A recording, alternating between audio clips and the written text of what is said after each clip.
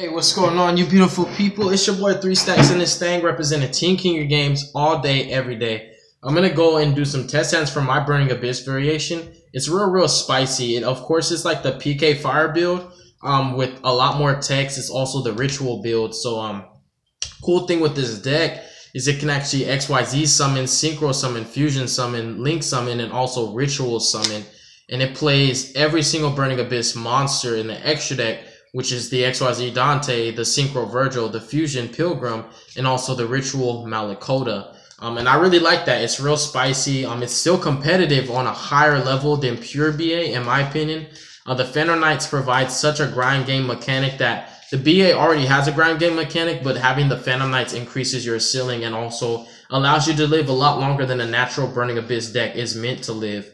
And then you have the incorporation of the Ritual mechanic. That Ritual spell just searches your Fire Lakes for days. I play Fire Lake. That's another thing. You'll never see a Burning Abyss list out right now in 2017 playing Fire Lakes, but you'll definitely see it in my list. Because like I said, I play mine a lot different from the standard. I just don't like standard in my opinion. Let's do a test hand. So we drew double Phoenix Rhino Warrior, Boots, Scarm, and Allure of Darkness. We're definitely going to play Allure and try to get something. So we drew Barbar and Farfa. Boots isn't really serving any purpose right now, so I'm just going to banish Boots just so I can work with everything else. That's just what I want to do. I'm going to normal summon Fiendish Rhino Warrior. Then we're going to special summon our Farfa. And we're going to see where we can go just from right there. I don't want to like play every card in my hand not knowing where I'm going. We're going to detach for our Dante for 3. We've sent another Fiendish Rhino Warrior. That's all 3 and then Graph. So we can put Fiendish as Chainlink 1 and or Fiendish as Chainlink 2, Graph as Chainlink 1. Fiendish will send our Seer, and then Graph will resolve as, you know, the completion of the Chainlink, bringing out something from deck. Seer is a separate chain. I think what we're going to do with our Graph is we're going to go ahead and special summon Libic. You'll see exactly why in a second. And then Seer's going to go ahead and special summon Graph from the graveyard. At this point, you can actually make your Beatrice. You totally can. And what's going to happen is Beatrice is going to kill both these because she's not a BA. This will let you special summon a a level 3 Dark Fiend from your hand, which could be this, depending if you pitch it or not, or this. So that's really not a bad opening hand at all. That was actually pretty broken. And during your next turn, you're just going to banish this, pitch a BA, and search your Fire Lake, and proceed to break your opponent's board, which is really lit. It's just nice. I like it. I like the way this deck works. The way my BA deck works. Like, I feel like Fogblade and Fire Lake are two good trap cards that, you know, BA players don't run whatsoever. They don't play not one Fogblade and, you know, not one Fire Lake. Not the Burning Abyss list that has been topping, you know, with the triple twin and triple cyclone and, you know, just like all the floodgates, like the anti-spells and stuff. And I respect it. I'm not saying it's bad, but, you know, I kind of just want to stand outside of the meta and find a way to make a, you know, a not so good deck better than what the standard list is, if that makes sense. Just because the way I look at the meta, it's just like, I'm a bit more unorthodox with everything I do, and I tend to not, you know, net deck whatsoever. I just like making my own decks work. You know, I just like playing cards that I want, and because I love rituals, that's why I play the Ritual BA, and you're gonna see exactly how it works right now.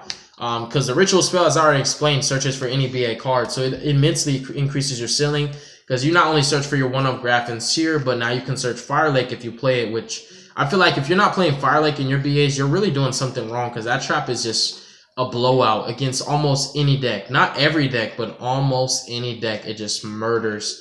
If you can Cyclone that, for example, if you can Cyclone the Spiral Resort, or, you know, just Twin Twisters, the Last Resort, your freaking Fire Lake will blow everything else up. Sleeper alone, once he dies, everything goes with him.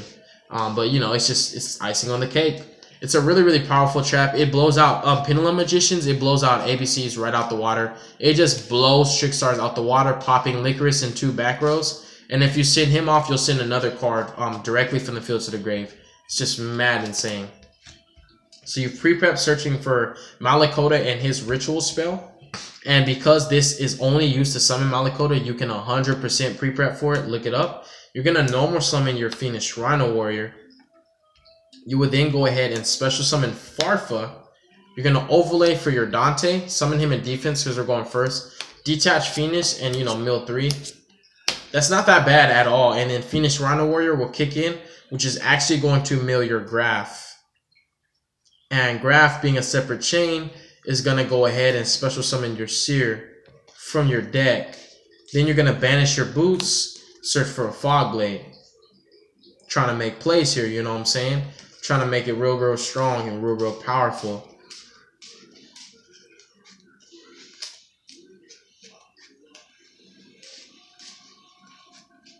I wish that this burning this good and evil was another Burning Abyss monster, because you can make it basically make Beatrice and then Malakota in the same turn, which is really powerful, believe it or not. Both those cards play on your opponent's turn, and they both have effects. If they get cleared off the board, they get to take cards with them, or Beatrice just summons directly from your extra deck. But we're gonna go ahead and we've searched for our Fog Blade. We're gonna play Good and Evil in the Burning Abyss, tributing Libic from hand and Seer from field to summon Malakota, and Seer is gonna special summon our Graph from the graveyard. It's the best target we have. We're gonna set our Fog Blade, and your board is already pretty powerful. If anything dies, something's gonna happen. That's the annoying thing about Burning Abyss, which is really powerful. He's gonna send a card directly from the field to grave. Special from deck. Dante's gonna add Seer back. This is gonna banish a monster. You have a lot of different chain links going on as well. So I like it personally. In my opinion, I like the Ritual monster, and I like the Ritual variant of BA. It's never bricked on me. It's never been like what people say. That's why I love Rituals, and I love to prove people wrong. Everybody and their mama be like, oh, Rituals are bricky, it's inconsistent. Yeah, the Ritual spell, not the monster. Dude, you can build a deck with every card that draws, every card that searches, every possible way to deck then if you really feel like your deck's going to be inconsistent. And you'll find it to be a bit too consistent, and you'll find yourself thinning through your deck and having 20 or less cards left in your first turn. There's ways to play around it. You just have to do research, because there's a lot of old cards that people don't even recognize or don't even pay attention to that can really help you to make your deck faster. And that's what I do most. I actually research older cards. I don't like researching the newer cards, because obviously everybody already knows about that. I like catching people off guard with those older classic cards that haven't seen play in years. So this is our opening hand. I didn't show it to you, I'm sorry. It's Tour Guide, Ragged Gloves, Skarm, and Alic. We're gonna play Allure first and see what we can get. That's really good. That's really good. So now we have quite a few options. I'm gonna banish Alic because she's kind of the worst card in my hand. And at this point, you have options with the Phantom Knight play. You have Fiendish, Rhino Warrior, and then Skarm. There's a lot you can do. But I think what I'm going to go for is just Tour Guide, because she's a 1-card play. So I can save 4 cards. Any other combo that I saw in my hand would have required 2 cards, whereas this is just a 1-card play. So it was the smartest choice in my opinion. Then we're going to go ahead and special summon Fiendish Rhino Warrior off of our Tour Guide, because she summons any level 3 Fiend type. Then we're going to summon our Dante. You're going to detach Fiendish.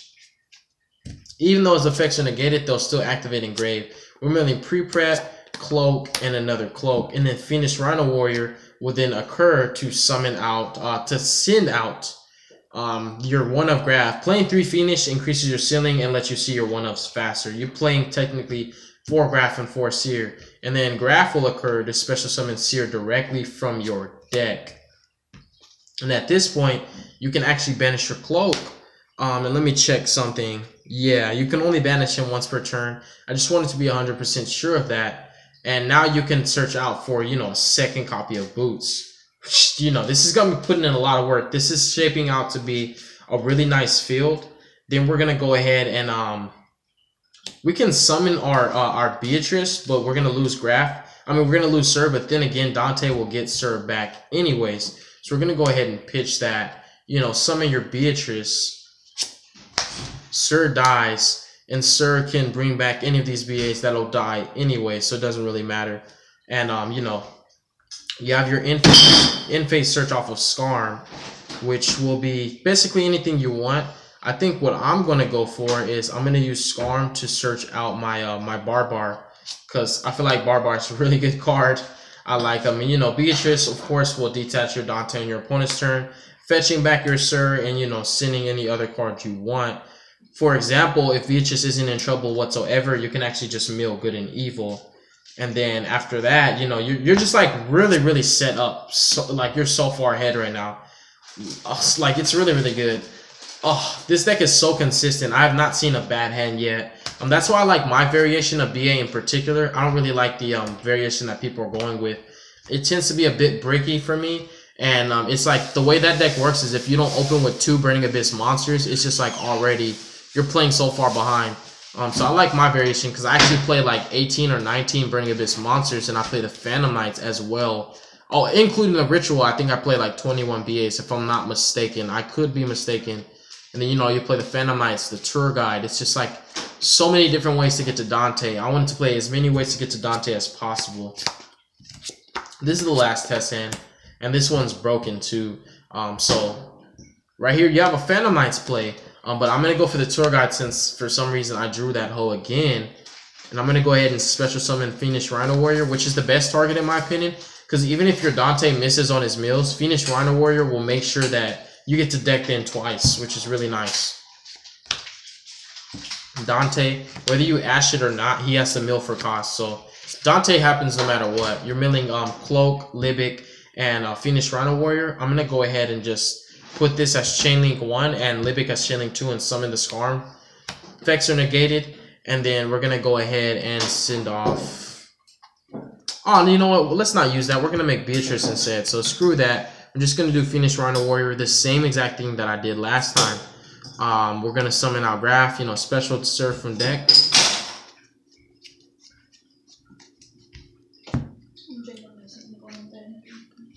Banish Cloak and search for your boots. And then pitch your Scarm. Bring out Beatrice. Sir dies. He brings something back, but that dies anyways. And what you have now, you can set your Fog Blade. You have your in-phase Scarm search. You already open with Tour Guide, so your best target's gone, but you can search virtually anything. Every hand has been really broken for some apparent reason. I'm going to go ahead and sign out right there, though. And I think you guys have caught my drift on how consistent my variation of BA is. It's not even saying, oh, I'm so much better than anybody.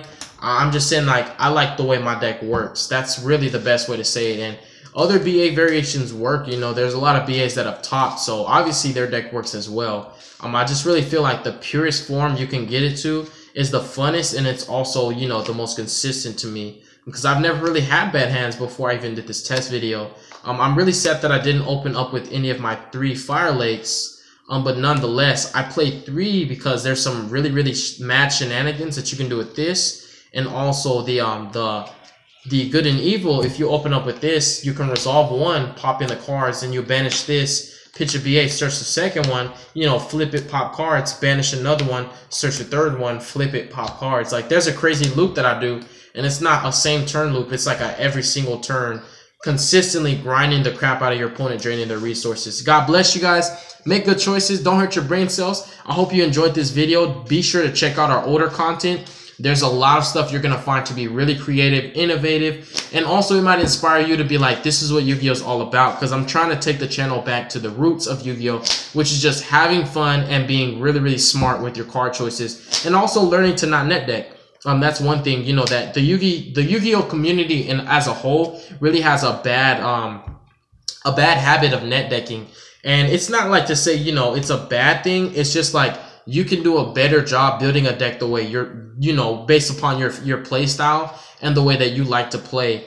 You can net deck somebody and copy them card for card, and the deck just won't work the way you thought it would because that person built that deck to accommodate the way they play. You don't have the same mindset as them, so you're never going to really be able to do the same combos as them because, you know, every single individual thinks differently. I hope that didn't offend anybody because I really did not mean any offense. But I love you guys nonetheless. And I'm going to go ahead and sign out as I was saying. And happy Thanksgiving, y'all. Y'all be safe. Have fun with your families. Feed your kids. Pay your bills. Be responsible. And you'll hear from me soon. Peace.